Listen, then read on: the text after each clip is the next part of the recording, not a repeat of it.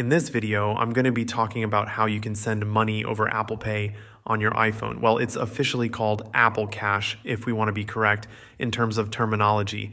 So yeah, the very first step is to have Apple Cash set up on your iPhone. So open up the Apple Wallet app on your iPhone and locate Apple Cash. There is going to be the button to set it up, so follow the instructions to do so. You can also find the setup page directly from the settings of your iPhone, so you might as well just go directly to the settings. And there, find the Apple Wallet app and follow the same steps to set up Apple Cash right there. This requires some identity verification, reading through the terms and conditions and stuff like that. Once you have this done, you can then just open up your messages, then get inside any iMessage chat you have on your phone. Of course, as I say, it has to be iMessage, not the basic SMS message. And in there next to the text field, you can find the plus icon. And Apple Cash is going to be one of the options. So then you can choose the amount you want to send.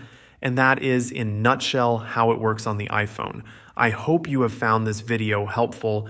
If you did, make sure you hit the like button below it. If you want to see more videos like this one in the future, go ahead and click the subscribe button so you never miss anything. Thank you.